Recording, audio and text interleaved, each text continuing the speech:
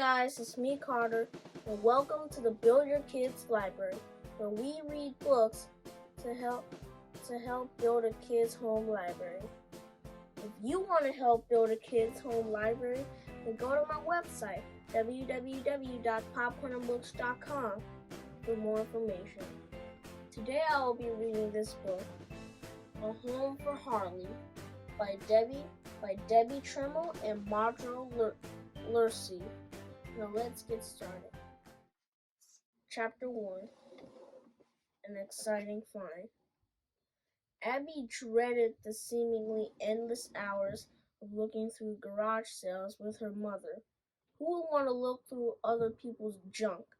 To ease her boredom, she rummaged through a box of books and checked out the used video games. But then she spotted something she could actually get excited about. "Mom!" Abby shouted across the lawn to her mother. "What, honey?" Her mom replied, smiling as she turned away from the stack of old CDs. "Can I get this? It's only $5. "What on earth do you want that for?" her mother asked. "We're studying amphibians at school, and they set up a really neat habitat in an aquarium just like this. I want to make one myself so I can learn all about frogs." "Well, this may be only $5, but what about the pet and its food? You'll have to be responsible for that as well. Do you think you can handle that?" "Mom, I'm 8 years old. I think I can be responsible, and I'll use my allowance," she responded with growing excitement. "Then it looks like you'll have to get a froggy palace." Abby squealed with excitement. Her mom could be so great sometimes. In the car on the way home, she began designing the new aquarium, and she knew just where to get the things she needed. After school the next day, Abby was so excited to get to the pond. She had passed this pond every day when she walked home from school. She'd often heard frogs croaking there, so she was sure she could easily catch a frog and bring it home with some pond plants. She got off the road a bit and opened her backpack to retrieve the container she had brought to carry her prizes. She had punched holes in the lid of a butter tub to carry the frog, and had a couple taller yogurt containers for plants. She left her backpack by the road as she walked toward the pond. It was a beautiful afternoon with the sun shining and a warm breeze blowing. Abby loved late spring and being able to be outside again. Summer was great, but sometimes it just got too hot. As she crossed the small field, she began to scan the pond edge. It didn't take long before she saw what she was looking for. "Looks like someone else is enjoying the sunshine too," she thought, positive the frog was making this too easy. The little frog she spotted was sitting on a small log, its brown color making it a little hard to see against the damp wood. She began slowly walking toward the frog, but within 3 steps, bloop, bloop, off he went, diving into the darkness of the water. Abby was disappointed. She'd hoped to be able to get the aquarium all set up tonight. She walked down and took a look around and saw birds fly away and a snake disappear into the grass. "Geez, a little lonely around here, guys," she said to the small creatures who had abandoned her. "Guess I'll just have to start getting his home ready for him." Abby began digging dirt into the containers and carefully dug up a couple cute little plants and put them in.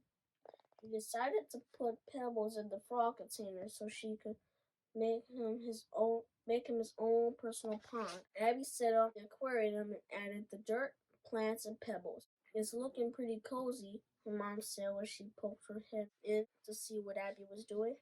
"Yeah, I'm gonna make it the best home ever," Abby responded. Chapter 3. Day 2 of the Great Frog Hunt. The next day after school, Abbey looked forward to trying again. She thought about what might have scared the frog away, and she decided she would have to be more quiet and sneaky. She grabbed the frog container and started toward the pond. As she crossed the field, she was delighted to see her little friend there, sunning himself again. She wondered if he did this every day in the late afternoon. She made sure his aquarium was near the window so she could get to see the sun every day. So she looked at him, and he didn't seem to be paying attention, so he bent down low and began creeping quietly toward the edge of the pond, watching him over the tops of the grass. She was getting excited as she got closer and closer, then suddenly, with a round,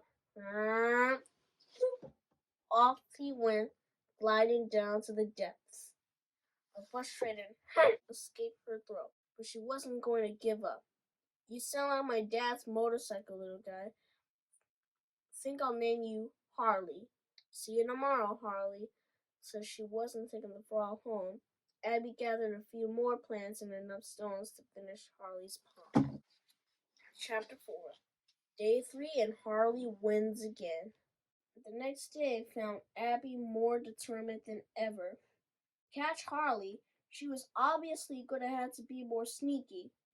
She decided she was just going to have to crawl so she didn't tower over the tops of the grasses.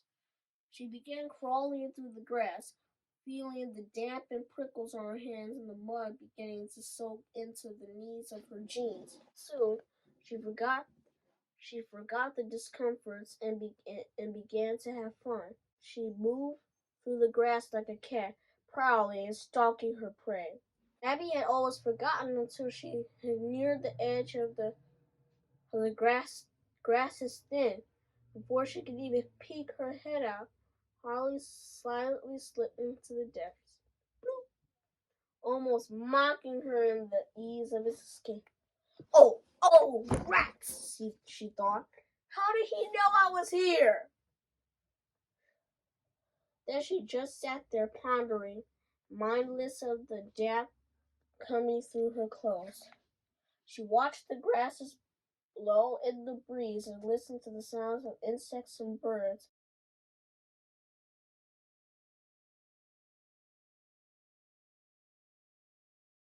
as they buzzed and swooped around the pond. She spotted a little snail and decided to take him home so Harley would have some company. Chapter 5. Day 4 and the hunt continues. This was much harder than she had anticipated. She began to notice the rhythm of the pond's lap and decided what to try next. Abbey got back on her knees and watched and waited. Soon a breeze came and made all the grasses sway, so she made her move. Gracefully crawling as part of the movement of the grasses. When the wind paused, she paused. She knelt there in total anticipation, unaware of the sweat trickling down her temples. The next breeze came and she moved ahead, where the grasses weren't so dense so she could move without the wind, but waited until another insect or bird came by to mask her sound. Moving this way, she got closer than she had ever had to Harley. Now, however, Abbey was to the last 5 feet, and there was very little to hide her. Not knowing what else to do, she just crawled out. Harley gave a startled squawk before hopping off the log. Ha! At least I surprised you this time. But how am I ever going to get across the pond? Chapter 6. Day 5 and the Great Divide. This had to be the day. Abbey couldn't believe it to be this hard to catch a frog. Harley must have been very smart, she thought. She used her successful strategy to get through the grasses, then paused before entering the open. Well, there's nothing else I can think of to try, she grumbled under her breath.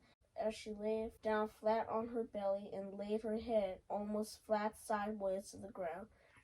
At first, Abbey thought the pungent smell of the dirt was gross, but the longer she lay there, the more she began to like the earthly smell.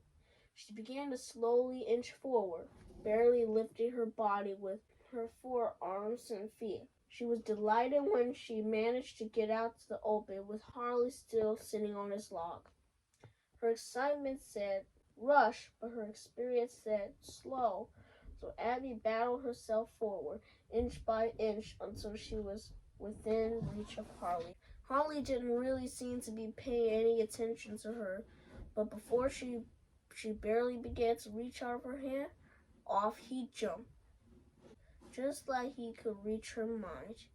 Abbey pounded the mud in her frustrations, splattering her arms and face. She realized, though, she wasn't as frustrated as she thought she might have. She might be having failed so many times. She was having too much fun on her adventure to be worried about it. Abbey stayed to play and explored a little around the pond and found some really cool plants and a nice piece of wood to finish off the aquatic habitat for Harley. When she got home, she ran to her mother. "What on earth have you been up to, Abbey? Are you okay?" Her mother laughed, seeing that there had really been no harm. Abbey rolled her eyes and said, "My frog and I are having a disagreement." When she went to the bathroom to clean up, she saw herself in the mirror. After feeling more embarrassed about how goofy she looked, she realized she really looked like she'd fit in at the pond better this way with the speckled mud that she splashed on herself in frustration. That made her look at the rest of her clothes as well. The jeans weren't really too bad, but the bright yellow and red design of her blouse was probably a dead giveaway. So after cleaning up, Abbey went through her clothes and chose a couple frog hunting items, some beige jeans, and a dark green t-shirt to take to wear tomorrow. Day 6 and Abby's patience pays off. All day at school, Abbey was distracted thinking about how she was going to catch Harley.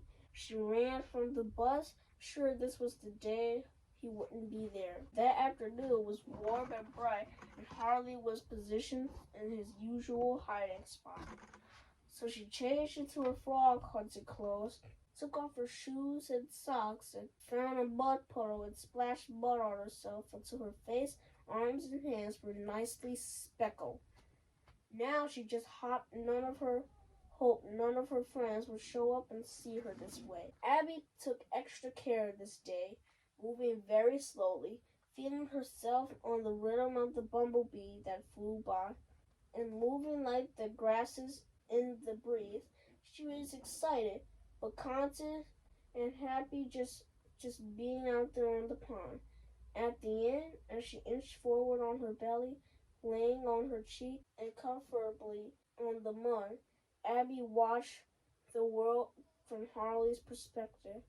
She could see what caught his attention and almost gasped in delight as he took a hop, not into the water, but to a fly that was resting on a blade of grass. She could see inside his mouth as he munched his afternoon snack. This time, as she reached out for him, she did it ever so slowly. She barely moved her hand forward until her fingers touched the edge of the pond, and her palm lay directly next to Harley. There Abbey lay, her goal finally within reach.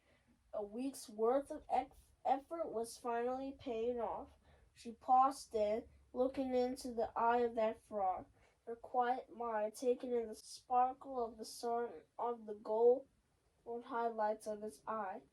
She lay there feeling the texture of the earth below her and the warmth of the sun on her back. She felt the tickle of the grass on her cheek and the coolness of the lapping pond of water on her fingertips, and heard the drone of the fly that buzzed her head. She looked at that frog surrounded by the life of the pond.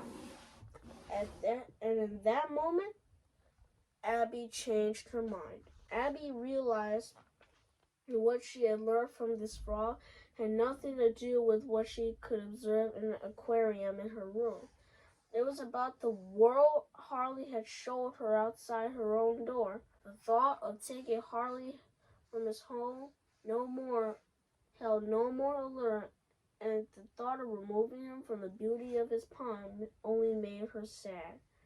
She realized she was much happier being here with him than he would ever be living at home with her. Just as she realized this, the little frog Fred took a hop, but instead of retreating to the safety of her pond, Harley had hopped onto her hand. The coolness of his toe pads and body against Abby's skin felt like a miracle. Tears fell down her cheeks in sheer wonder as she realized she had been welcomed to his home. They sat there together, the frog and the girl, listening to the rustle of the leaves, feeling the flow of life and at the pond and sitting in awe of the beauty of life. Chapter 8. Harley's Home. Abbey returned to the pond many times. The first time was to return all the plants and snail and soil and rocks she had removed from the pond. They all deserved to live there too. The more time she spent at the pond, the more she appreciated the part each played in the life of the pond. One day, early in the summer, as she was wading in the pond, she discovered another miracle. Harley swam up, surrounded by tadpoles. As she looked at those wiggling little bodies, she smiled. Harley had a wonderful home. The end. I really enjoyed that book. I hope you did too. Thank you for reading with me. Again, my name is Carter, and I thank you for your time.